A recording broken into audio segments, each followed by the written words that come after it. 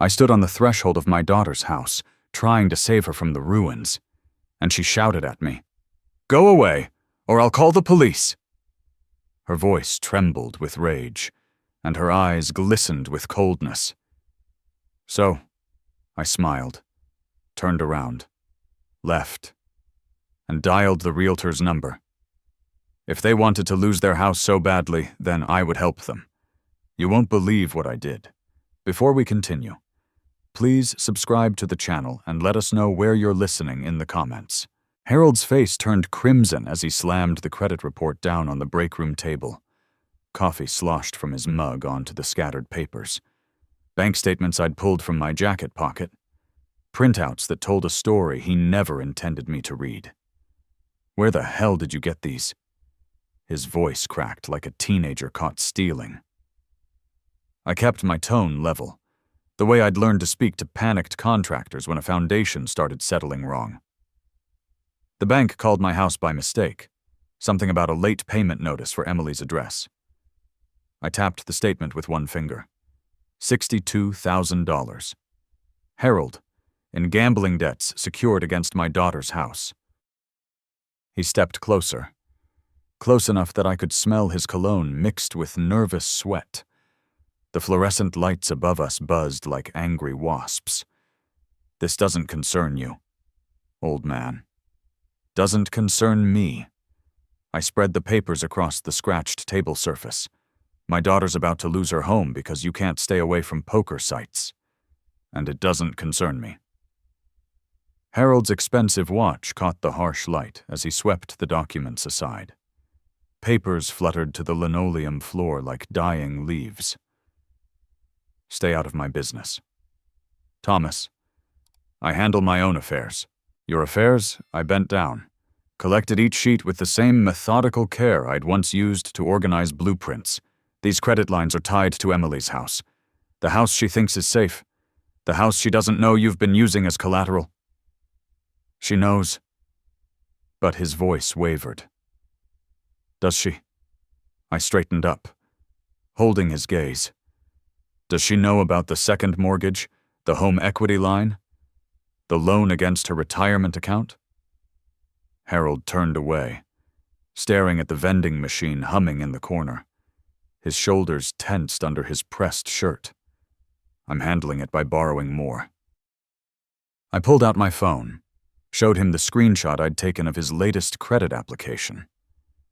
"This one's for $40,000 against the same house."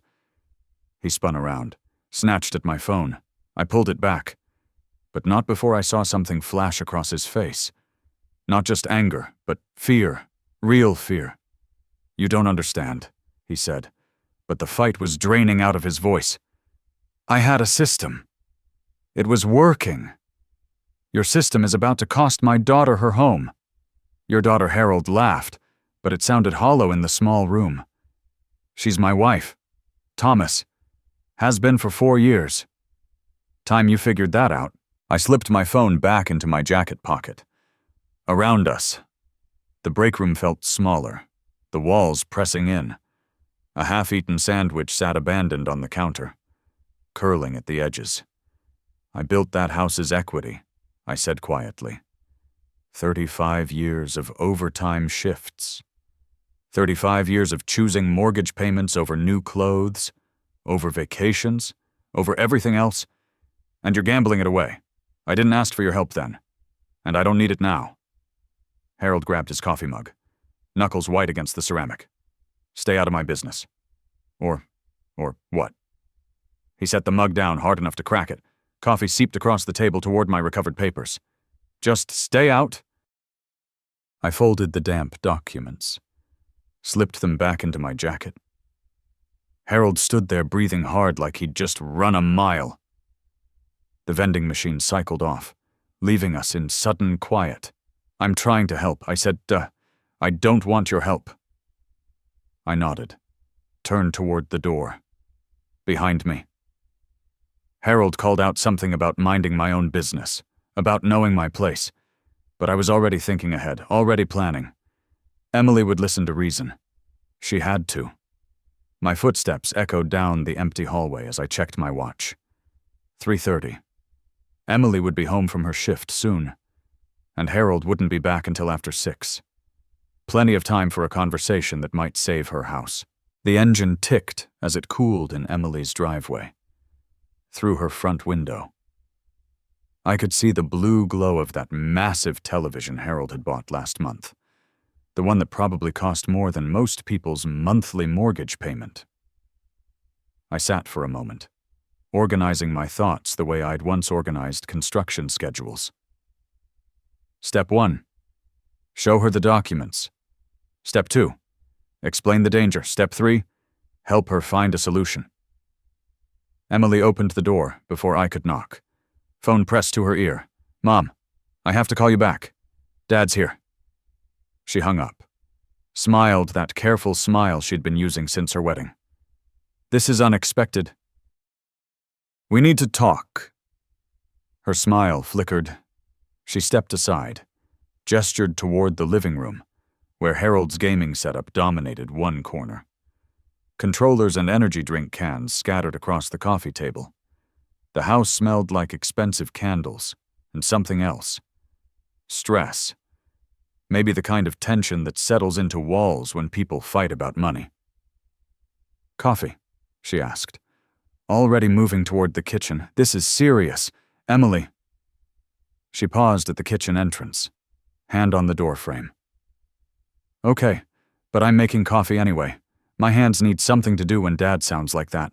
I followed her into the kitchen, noted the stack of bills tucked behind the toaster, the way she avoided looking at them as she busied herself with the coffee maker. Her wedding pictures covered the refrigerator, Harold prominent in every shot, his arm around her shoulders like he owned her. I found out about the gambling debts. I said. The coffee scoop clattered to the counter. "What gambling debts?" I pulled out the documents, spread them across the kitchen island between us. Bank statements, credit reports, loan applications, all bearing Harold's signature, all tied to her address. 62,000, maybe more. He's been using your house as collateral. Emily's face went white, then pink, then red. "That's impossible. It's right here." I pointed to the home equity line statement. Second mortgage for 40,000. This credit line for 20. And this no. She swept the papers aside, scattered them across the tile floor. Harold would never do that. He would never risk our house. "Emily, look at the documents. These are fake." She spun away from me, gripped the counter edge. "You made these up." "Made them up." I knelt, gathered the papers again. "Why would I do that? Because you don't like Harold. You've never liked him." Her voice rose, took on that shrill quality it got when she felt cornered. "You want to break us up?" "I want to save your house. Our house is fine." She whirled around, eyes bright with tears. "We make our payments. We've never been late. Because you don't know about these other payments." I held up the gambling site statements I'd printed. 3,000 last month. 2,000 the month before. "Where do you think that money comes from?" Emily pressed her hands over her ears. "Stop it. He's borrowed against everything you own. Your car, your retirement, your house. Stop it." She lunged for her phone on the counter. "Harold loves me. He would never hurt me. You're lying." I stood slowly, my knees protesting. Around us, the kitchen felt fragile somehow, like a stage set that might collapse if anyone spoke too loudly. "I'm not lying, sweetheart. Don't call me that." Her fingers trembled as she scrolled through her contacts. "Don't you dare call me that. Get out." The words came out strangled, desperate. "Get out of my house right now." Your house. I looked around at Harold's expensive purchases, at the bills she wouldn't read, at the wedding pictures where I barely appeared. This house I helped you buy. The one I co-signed for. Get out. She raised the phone like a weapon. "Get out or I'll call the police and tell them you're harassing us." Something cold settled in my chest. Not hurt. I'd moved past hurt, somewhere between the coffee maker and her covering her ears. This was something else, something clearer. I smiled. Emily blinked, confused by the expression. She'd expected anger, maybe pleading. Instead, I collected my papers with the same methodical care I'd shown in Harold's break room. Each document, folded precisely, slipped into my jacket pocket. "You'll call the police," I said quietly. "Yes, I will." But uncertainty flickered across her face. "On your father, who's trying to save your house. You're not trying to save anything. You're trying to ruin my marriage." I walked toward the door, paused in the kitchen entrance. Behind me, Emily clutched her phone like a lifeline. "I hope Harold's worth it," I said. He is. I hope the house is too." I let myself out. Walked slowly to my car. Emily appeared in the front window, phone still pressed to her ear, probably calling Harold, warning him about crazy dad and his fake documents. The engine started on the first try. Reliable. Like everything else in my life used to be. As I backed out of the driveway, I caught Emily watching from behind her expensive curtains. She looked small in that big window, surrounded by all of Harold's purchases. My little girl who used to help me balance the checkbook, who used to trust me with everything. I drove home slowly, planning my next conversation. This one would be with someone who understood the value of documentation. Someone who appreciated the legal weight of a co-signer's signature. My house felt unnaturally quiet after Emily's kitchen drama. I set my keys in the small wooden bowl by the door, the one Emily had made in 7th grade woodshop, and moved through rooms that suddenly seemed too large for one person. The coffee maker gurgled to life with the kind of reliable precision that used to define my whole world, while it brewed. I stood at the kitchen sink, staring out at my small garden. February in California meant the citrus trees were heavy with fruit I'd probably eat alone. Everything I'd built here, everything I'd maintained, felt hollow now, like constructing a building only to discover the tenants had moved out, without notice. The coffee was strong and black, the way I'd learned to drink it during those early mortgage years when cream was a luxury we couldn't afford. I carried the mug to my living room, settled into the recliner that had been my father's, and let the memories surface. 1989. Emily was 8. All gap-toothed smiles and endless questions about why Daddy had to work so many nights.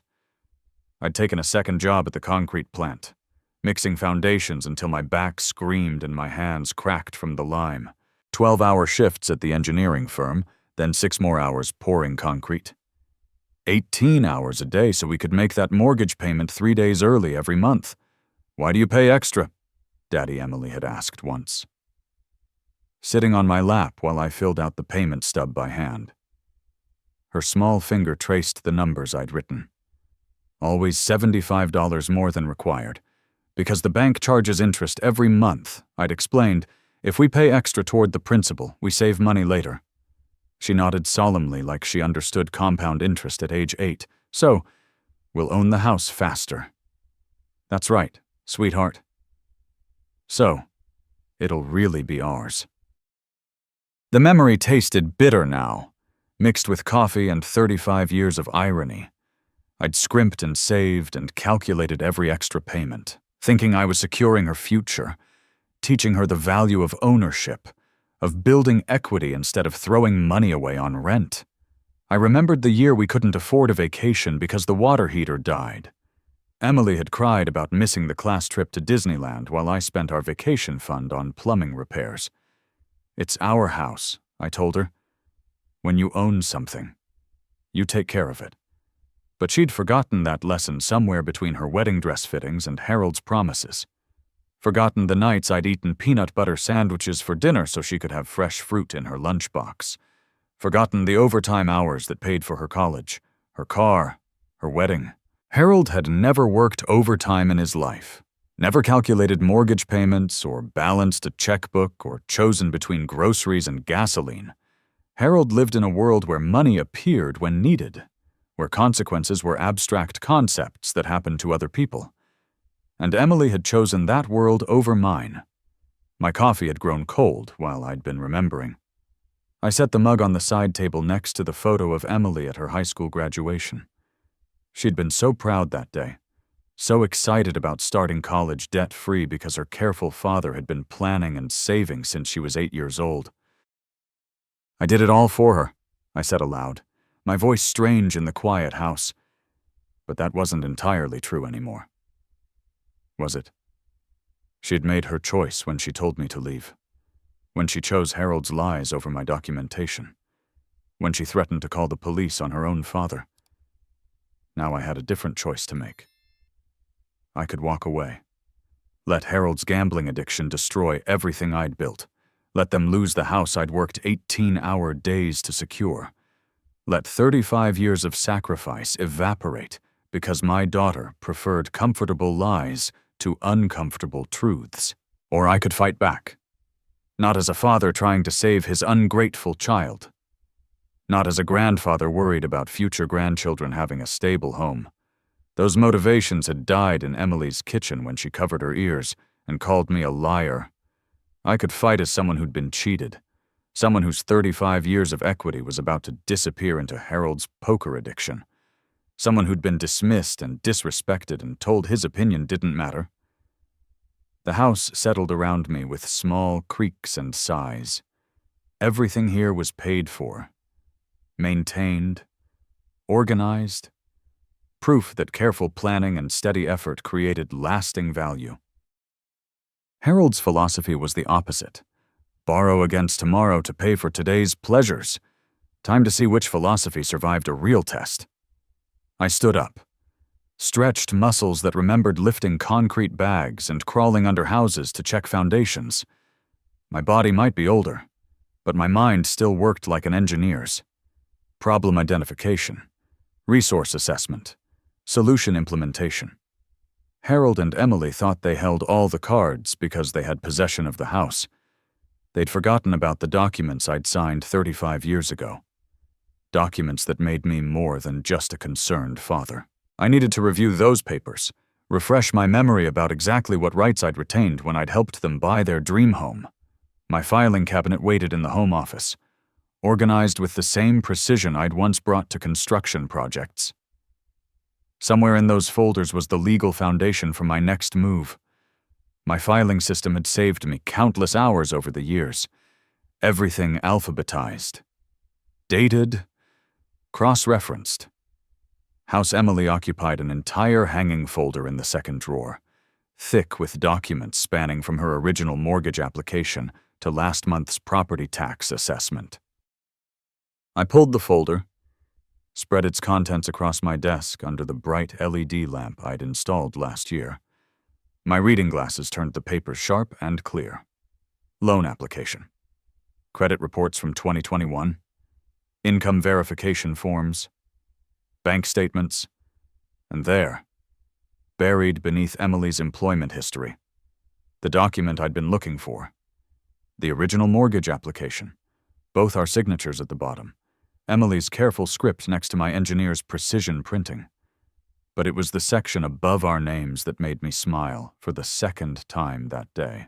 Co-applicant Thomas Jenkins, Social Security number redacted, relationship to primary applicant father, co-signer, financial responsibility, joint and several liability for full loan amount. I leaned back in my leather desk chair. The same one I'd bought when I made supervisor 25 years ago. Joint and several liability. The phrase carried legal weight that Harold, in all his financial cleverness, had apparently forgotten. The memory came flooding back with perfect clarity. March 2021. Emily and Harold sitting across from loan officer Margaret Hayes at First National Bank.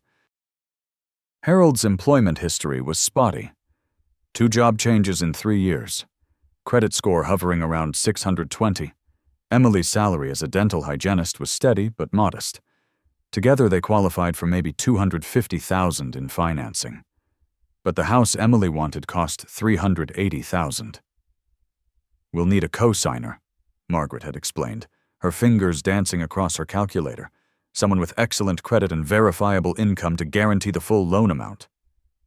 Harold had shifted uncomfortably in his chair. What does that mean exactly?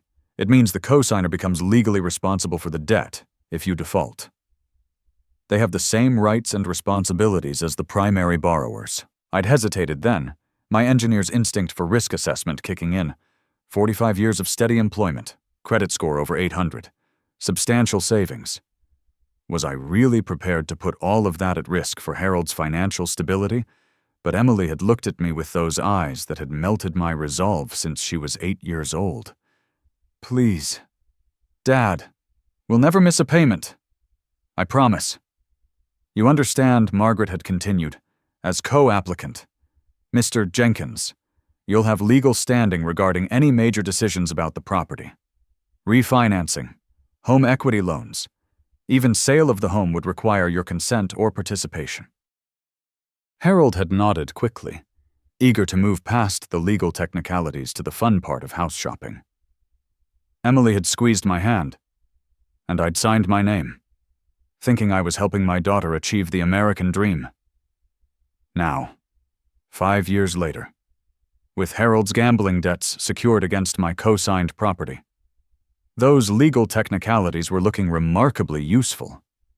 I pulled out a magnifying glass, read the fine print I'd skimmed past in 2021. The language was dense, loaded with legal terminology that would have made my head spin if I hadn't spent 45 years reading construction contracts. But one section stood out like a beacon.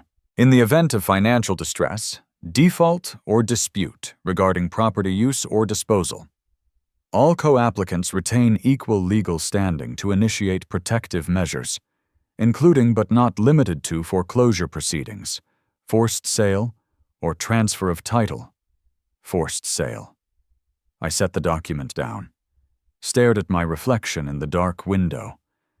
Harold and Emily could threaten to call the police on a concerned father, but they couldn't dismiss a legal co-owner who'd discovered his investment was being gambled away without his consent.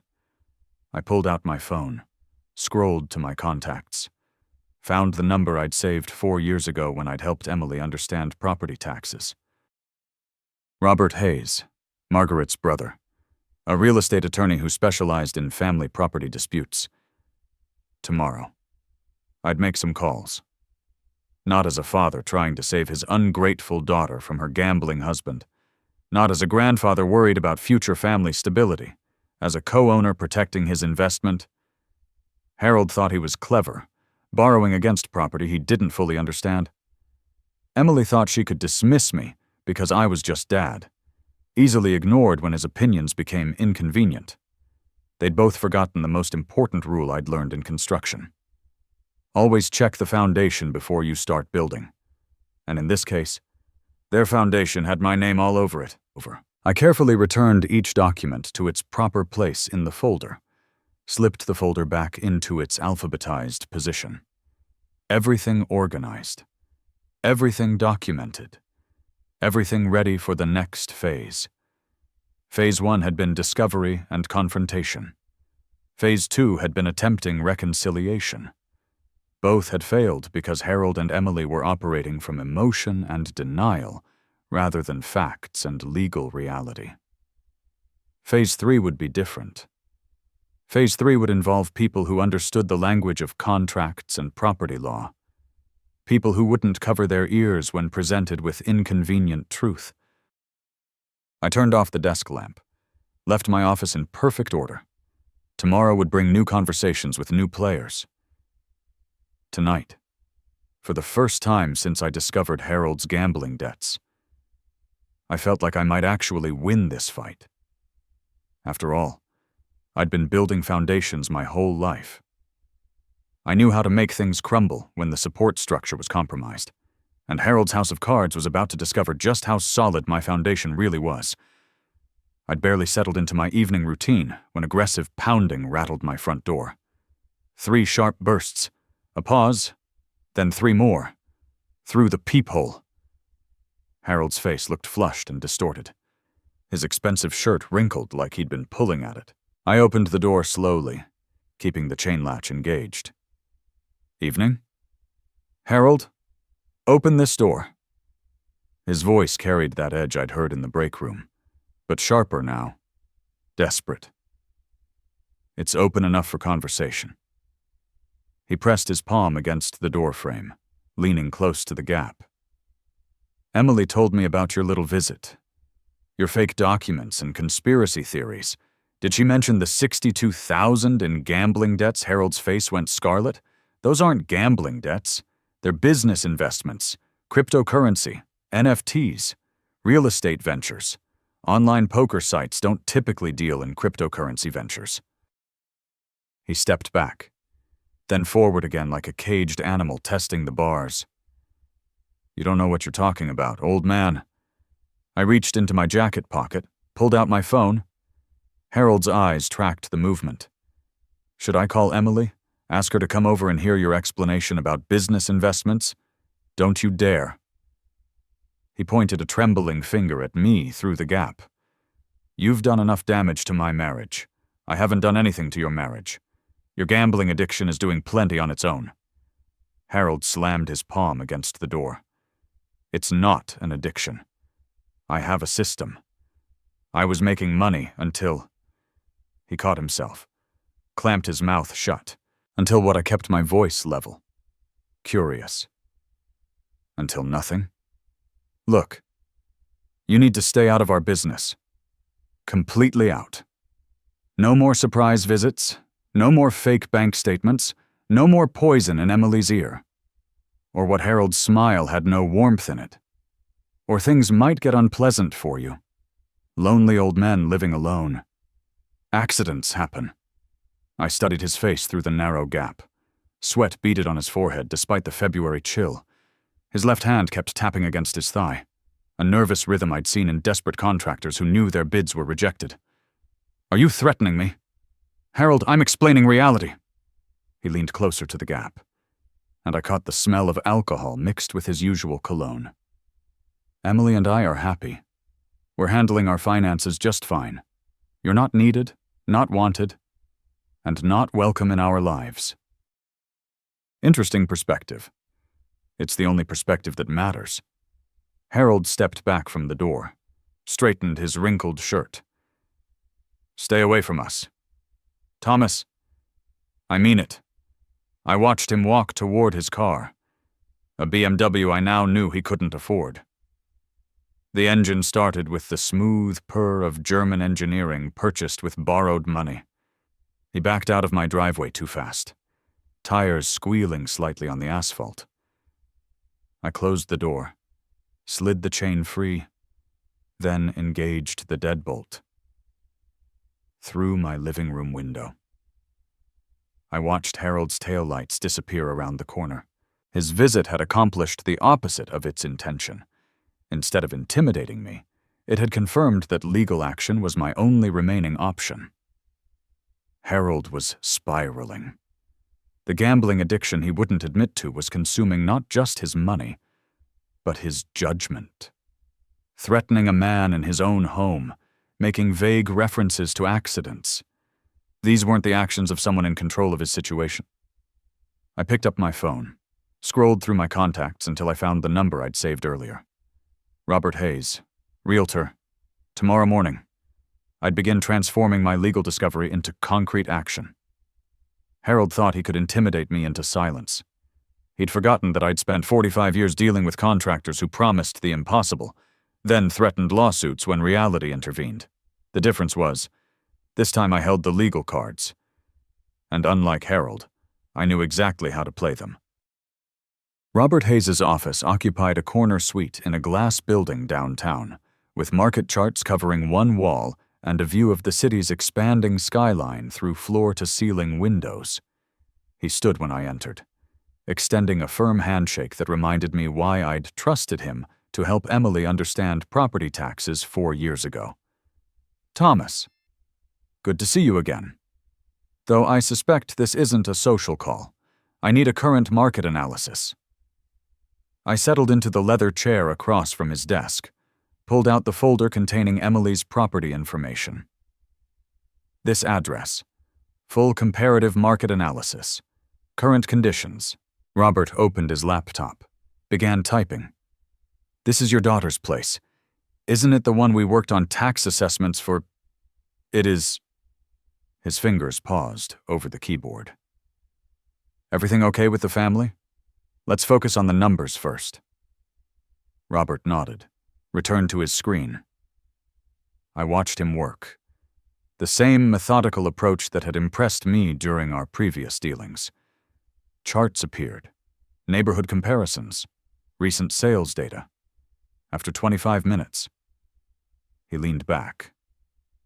In this market, you're looking at 510,000, maybe 520 with the right buyer. The neighborhood's appreciated significantly since 2021. I made notes in my pocket notebook. Original purchase price was $380. Nice equity buildup. Current mortgage balance would be, around $320? $335 plus the additional $62,000. Harold's borrowed against it. Robert's professional expression didn't change. But something shifted behind his eyes. Additional borrowing. Home equity line. Multiple credit lines. All secured by the property. I see. Robert closed his laptop, leaned forward slightly. Thomas, are we talking about a forced sale situation? We're talking about a legal partition action. I'm a co-signer on the original mortgage. Understanding dawned across Robert's face. Co-applicant rights? That changes everything. He reopened his laptop, pulled up different screens. Partition suits typically result in court-ordered sales. Timeline varies. But buyers know it's a motivated seller situation, meaning you're looking at quick sale pricing, 460 to 470 range, still substantial equity, but not maximum value. I calculated quickly. 460 minus 335 in original mortgage, minus 62 in Harold's debts, minus legal fees and real estate commissions. Roughly 85,000 net proceeds split between the parties according to their ownership percentage, which brings us to my next appointment. Robert handed me his business card, wrote a phone number on the back. That's my direct line. When you're ready to move forward, call me first. Partition sales require special handling. I shook his hand again, left his office with clarity about the financial landscape. Now I needed legal clarity about the procedural landscape. Daniel Fletcher's law office felt different. Darker wood, heavier furniture, walls lined with legal volumes that looked actually used rather than decorative. Daniel himself was younger than I'd expected, maybe 50, with the careful precision of movement that came from courtroom experience. Partition actions aren't common in family situations, he said after reviewing my documents. Usually, we see them in business disputes or inherited property conflicts. What's the difference? Emotional complexity. Business partners might hate each other, but they understand spreadsheets. Family members, well, they take everything personally. Daniel spread my mortgage papers across his conference table. As co-applicant, you have more rights than you might think. You're not just a co-signer who guaranteed the debt. You're a legal co-owner of the property, meaning Harold and Emily can't make unilateral decisions about refinancing, additional borrowing, or sale without your consent. They've already violated that with these gambling debts. Daniel pointed to specific clauses in the loan documents. California law provides remedies for co-owners who can't agree on property use. Partition by sale is the nuclear option. Forces a sale through court order. Divides proceeds according to ownership percentages. Timeline 30 to 90 days, depending on court schedule and whether they contest. Filing the petition starts a clock. They can't stop it. I made more notes. Asked about costs, procedures, potential complications. Daniel answered each question with the thoroughness I appreciated in competent professionals. One warning, he said as we concluded. Once you file, there's no going back. This will permanently damage your relationship with your daughter. I thought about Emily's threat to call police, about Harold's visit to my home, about 35 years of mortgage payments being gambled away. I think that relationship is already damaged beyond repair. Daniel nodded, began preparing paperwork. We'll file first thing Monday morning. I drove home through afternoon traffic, my mind organizing the next phase like a construction project. Foundation complete, legal research finished, materials ordered, professionals engaged, permits pulled, court filing scheduled. Now came the hard part. Construction phase, where careful planning met unpredictable reality. But unlike construction projects, this one had a guaranteed outcome. Harold and Emily would learn that legal documents weren't suggestions, and co-signers weren't just financial ornaments. They'd learn that some foundations couldn't be shaken, even when everything built on top of them was crumbling. Monday morning arrived gray and cold, the kind of February day that made California feel almost like winter. I dressed carefully, my good suit, the navy one I'd worn to Emily's wedding, along with the tie she'd given me last Father's Day. If we were going to court, I'd dress for court. Daniel met me in the courthouse parking lot, carrying a leather briefcase that looked like it had seen plenty of legal battles. Ready for this? I've been ready since Friday. The courthouse steps were imposing. White limestone with columns that suggested permanence, justice, consequences that couldn't be argued away. Inside, metal detectors and security guards processed a steady stream of people handling legal business, divorces, custody disputes, civil matters, criminal arraignments, all the ways life ended up requiring official intervention. We took an elevator to the 3rd floor, walked down a corridor lined with courtroom doors. The clerk of court's office buzzed with quiet efficiency, computers humming, printers working, people filing documents that would change lives. Final review, Daniel said, spreading our petition across a small table in the waiting area. Petition for partition by sale, listing you as co-owner. Harold and Emily as co-defendants. Property address, legal description, current liens and encumbrances. I read through each page carefully. My name appeared throughout the document. Not as father or co-signer, but as plaintiff and co-owner. Legal language that transformed family relationships into property rights. The filing fee is $500, Daniel said, plus service of process costs for both defendants. I wrote the check without hesitation. 45 years of steady employment had taught me that some problems required financial solutions. This was cheaper than watching Harold gamble away my 35 years of equity payments. At the clerk's window, a tired-looking woman with kind eyes processed our paperwork with professional efficiency. Case number CV 2025-192, she said, stamping each document with an official seal. Initial hearing scheduled for March 15th. 9A. Courtroom C. The sound of the stamp was final, decisive. No more family discussions or emotional appeals, no more Harold's threats or Emily's denial. Just legal process moving forward according to rules that couldn't be manipulated or ignored. Service of process will be completed within 5 business days, the clerk continued. Defendants have 30 days from service to file a response.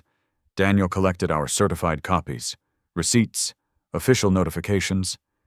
That's it. The machinery is in motion. We walked back through the courthouse corridors, past other people beginning or ending their legal battles. In the elevator, Daniel reviewed the next steps. They'll be served by Friday. Then we wait for their response.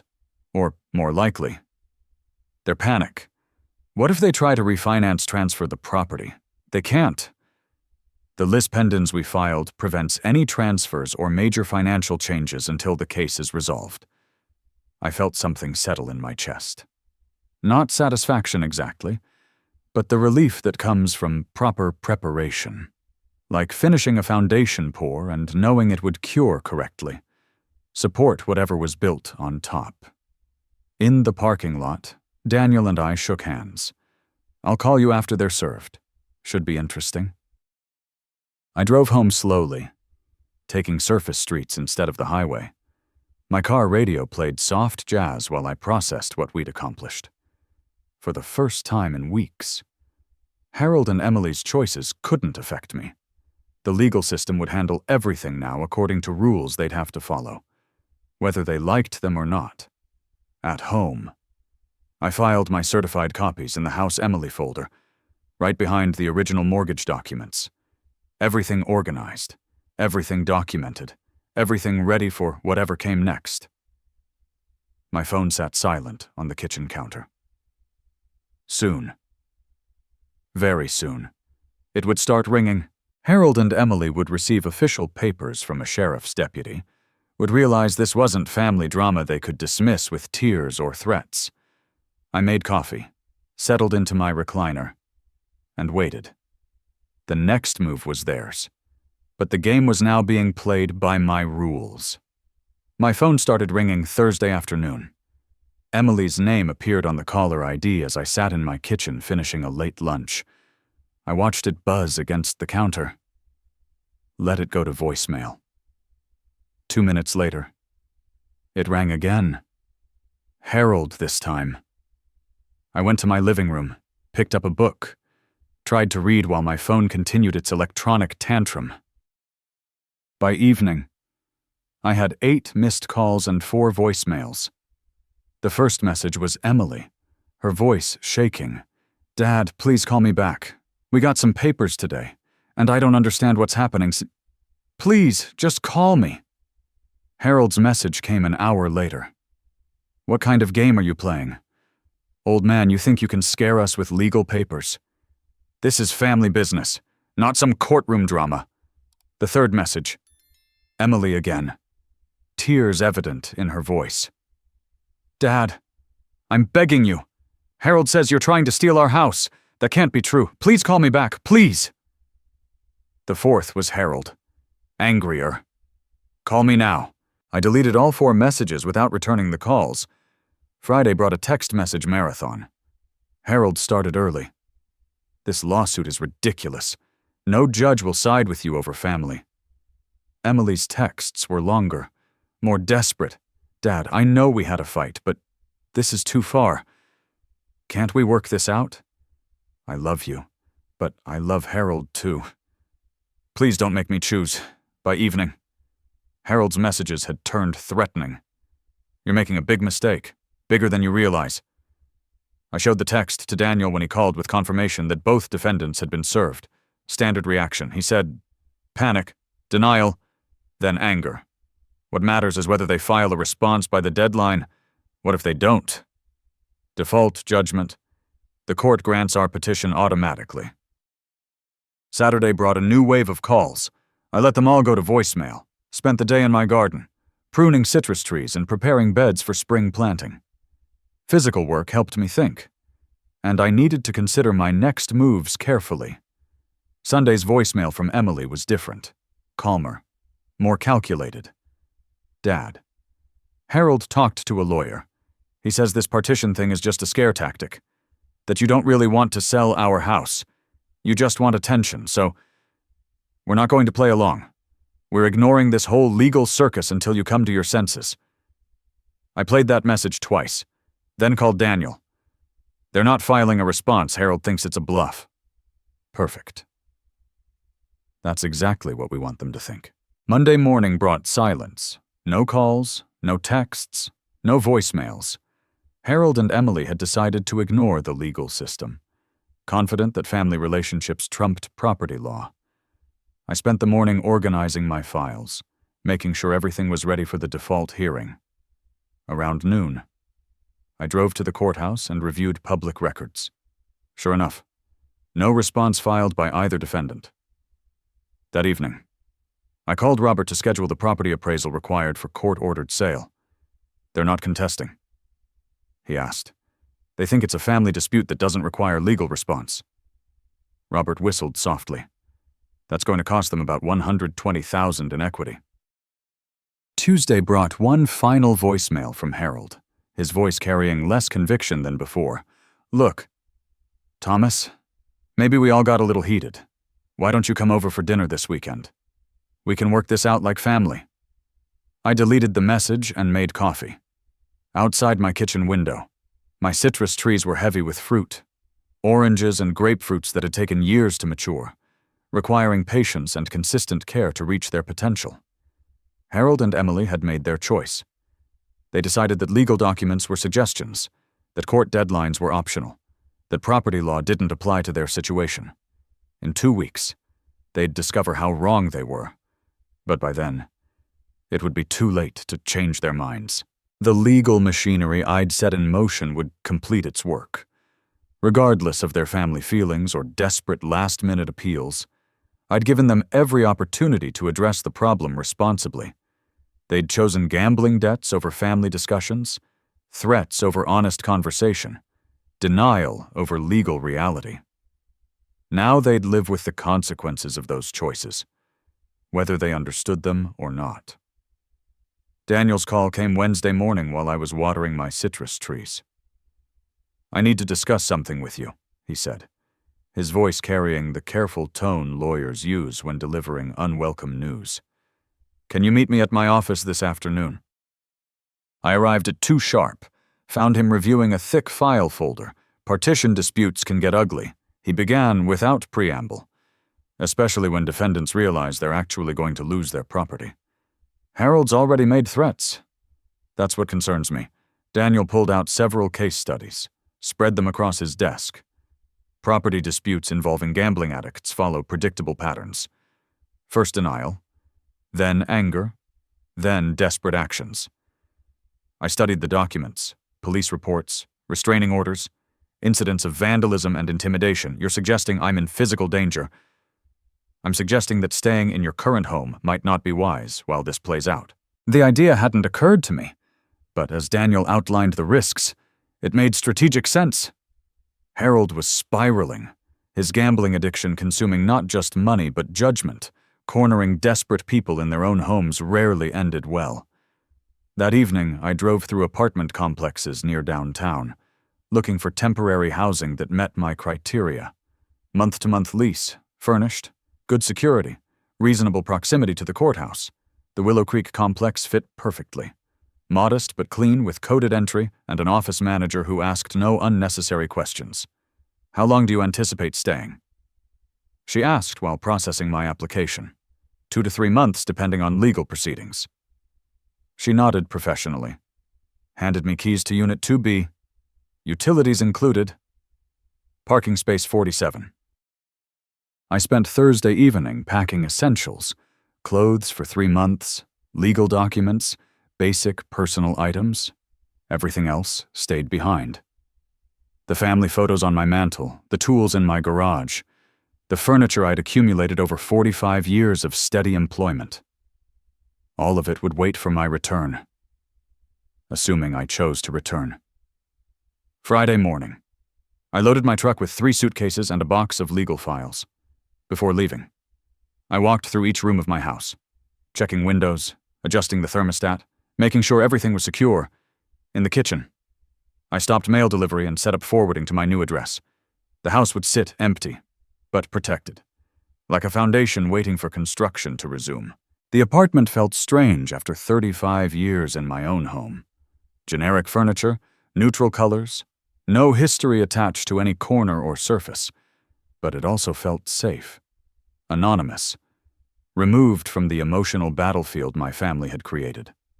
I sat in the unfamiliar living room, looking out at a parking lot instead of my garden, and felt something unexpected. Relief. For the first time in weeks, my phone wasn't ringing with threats or emotional manipulation. No one knew where I was except Daniel and Robert, both bound by professional confidentiality. Harold and Emily could rage and scheme and threaten all they wanted. They'd be performing for an empty house, their anger echoing through rooms that no longer contained their target. My truck keys sat on the kitchen counter of apartment 2B, ready for whatever came next. The legal machinery would continue its work regardless of where I slept or ate breakfast. Court dates would proceed, property evaluations would be completed, sale orders would be executed. The difference was that now I could watch it all unfold from a position of safety and strategic distance. Harold's gambling addiction was his problem. Emily's denial was her choice. The consequences of both were no longer my daily burden to carry. I unpacked my clothes into the apartment's small bedroom dresser, each item representing a practical decision to prioritize my well-being over family chaos. For 45 years, I'd been the responsible one, the reliable one, the one who solved other people's problems. Now I was solving my own problem, and the solution felt surprisingly liberating.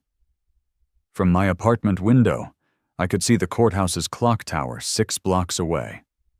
Thursday afternoon, exactly 1 week after my relocation, my phone buzzed with a text from Robert. Appraiser completed evaluation. Report filed with court. Market analysis confirms our projections.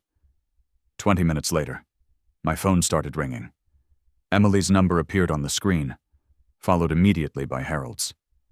I let both calls go to voicemail, made coffee, and waited. The voicemails revealed everything I needed to know. Emily, her voice shaking.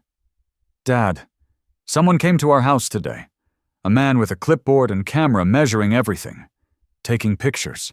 He said it was court-ordered for something called partition sale. Dad, please call me. I'm scared. Harold, barely controlled fury. What kind of sick game is this?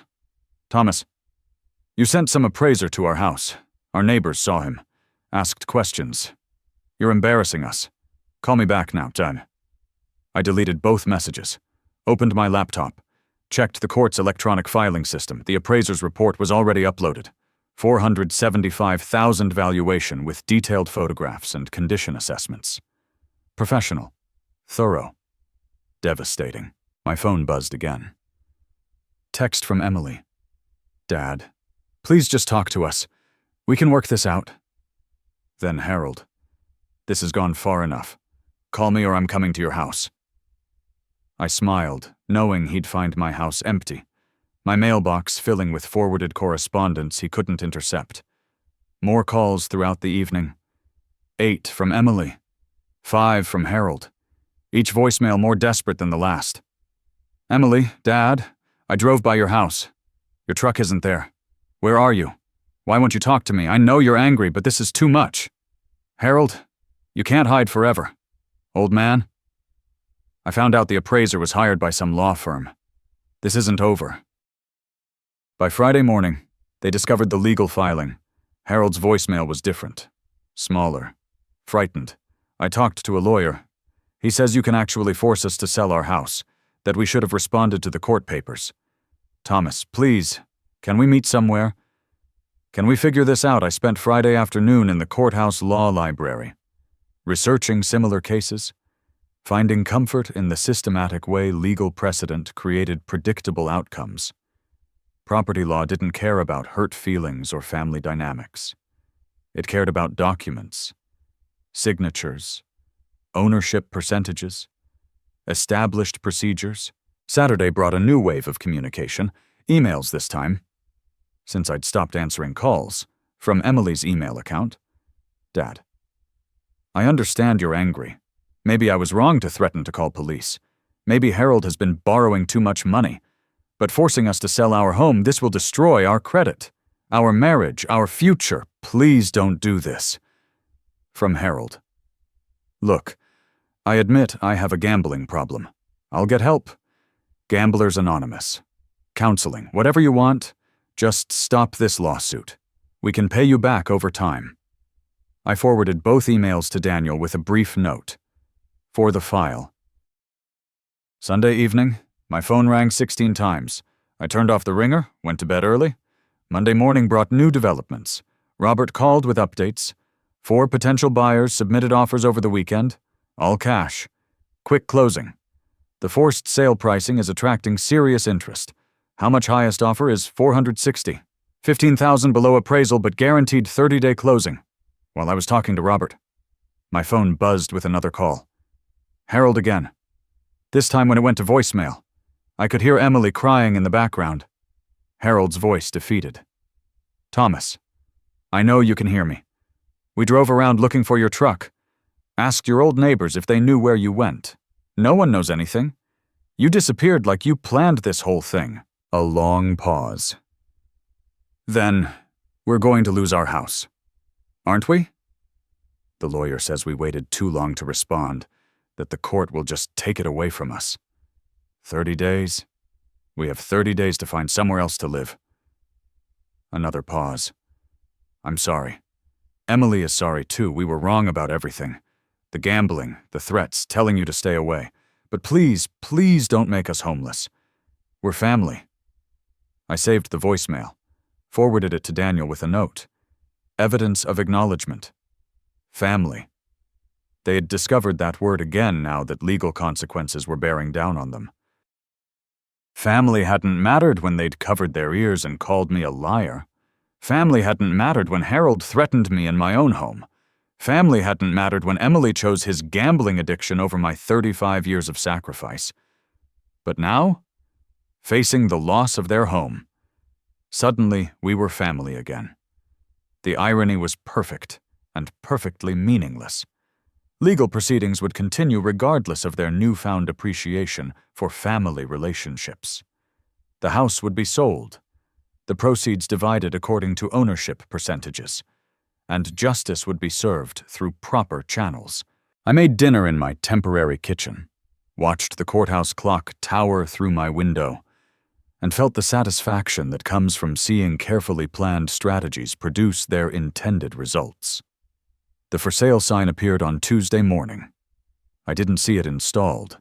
That happened while I was at the bank depositing a small consulting check from my former employer. But Robert called with photo confirmation. Professional yard sign, multiple listing service number, motivated seller rider attached below. We already have showing appointments scheduled for this afternoon. Robert said, 2 cash buyers, 1 investment group. The below-market pricing is generating serious interest. I asked him to email me the listing photos, my laptop screen filled with images of Emily's house, their house technically, though legal ownership was more complicated than they'd ever understood. Professional photography made every room look spacious and bright. Harold's expensive gaming setup had been pushed into corners, Emily's decorative touches minimized to appeal to potential buyers. Their home had become a commodity, which was exactly what it had always been from the legal system's perspective. Wednesday brought the official documentation. Certified mail to my apartment.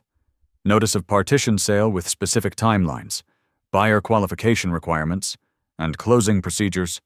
30 days for current occupants to vacate voluntarily, followed by sheriff's assistance if necessary. I forwarded the documents to Daniel, called to confirm next steps. Everything's proceeding normally, he said. They haven't filed any motions to delay or contest, which suggests they've finally accepted reality. Or they're planning something desperate. Possibly. But legally there's nothing they can do at this point. The sale will complete regardless of their cooperation. Thursday afternoon, Robert called with updates. We accepted the offer from the cash buyer. $460,000. 15-day closing. No contingencies. Your net proceeds will be approximately $85,000 after legal fees, real estate commissions, and outstanding mortgage balance. $85,000. Not a fortune, but substantial compensation for 35 years of mortgage payments on a house I'd never lived in. Money that represented justice served through proper legal channels, rather than family emotional manipulation. When do they need to be out? Closing is scheduled for March 28th. They need to vacate by March 25th to allow final walkthrough and key transfer. I marked the dates on my calendar. Felt something settle in my chest. Not satisfaction exactly, but the calm that comes from seeing complex projects reach completion on schedule. Friday brought a surprise. Emily appeared at my old house, saw my truck wasn't there, sat on my front porch for an hour waiting. My neighbor, Mrs. Thompson, called to tell me. She looked terrible. Mrs. Thompson said, crying, checking your phone constantly. Finally left a note under your door and drove away. I drove over that evening, retrieved the note.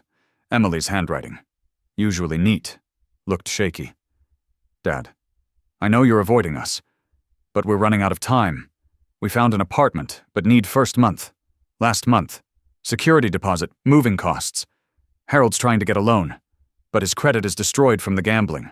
Could you please just talk to us? We're going to be homeless in 3 weeks. Your granddaughter, Emily. She'd signed it. Your granddaughter, Emily. As if reminding me of our relationship would change my legal strategy, as if family sentiment could override property law and court orders. I filed the note with my other legal documents and drove back to my apartment.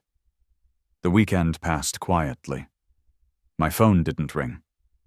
Harold and Emily had apparently exhausted their communication attempts. Sunday evening, Robert called with final details. Closing scheduled for Thursday, March 28th, 10 a.m. Bank attorney, buyer's attorney, and myself. You don't need to attend unless you want to. I'll be there. Excellent. Bring photo ID and social security card. We'll handle everything else. March 25th arrived gray and windy. From my apartment, I could see moving trucks on several streets. Late winter was popular for relocations. I wondered if Harold and Emily had managed to find their moving truck, their new apartment, their temporary solution to the consequences of their choices. My phone remained silent. No last-minute pleas. No final attempts at emotional manipulation. They'd apparently accepted that their former relationship with me was over, replaced by legal procedures they couldn't influence or avoid. Thursday morning, I dressed in my good suit, gathered my identification documents, and prepared to attend the closing that would officially end this chapter of my life. The legal system had worked exactly as Daniel promised. Property disputes were resolved through established procedures rather than family arguments. Justice was served through professional channels rather than emotional appeals. In 4 hours, I'd receive a check that represented vindication of every principle I'd tried to teach Emily about financial responsibility, legal consequences, and the importance of treating family members with respect. Whether she'd learned those lessons remained to be seen. But the teaching phase was definitely over. The closing took place in a sterile conference room downtown. Fluorescent lights humming over documents requiring signatures. Proceeds to Plaintiff Thomas Jenkins. The bank attorney read $85,472. I signed where indicated. Watched 45 years of property involvement reduced to electronic transfers and official stamps. By noon, my phone buzzed with bank confirmation of the substantial deposit. More money than I'd seen at once since retirement. Robert shook my hand in the parking lot. Pleasure working with you. Thomas. Daniel was more direct. Justice served. Back at my apartment, I found a voicemail from Emily. Dad, we moved out yesterday. Harold found a job in Seattle, so we're starting over there. I wanted to say I understand now about the money, about Harold's gambling, about why you did what you did. I'm sorry it took losing our house for me to see it. I hope someday you'll forgive us. I love you. I played the message twice, then deleted it. Understanding consequences was different from earning reconciliation. Over the weekend, I toured condominiums in a golf course community.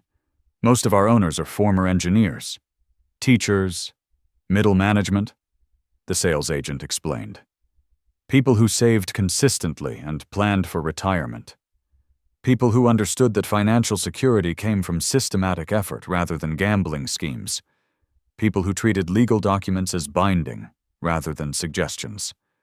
I made an offer on a corner unit with a garden view. Harold and Emily were starting over in Seattle with damaged credit and expensive lessons about disrespecting family and legal obligations.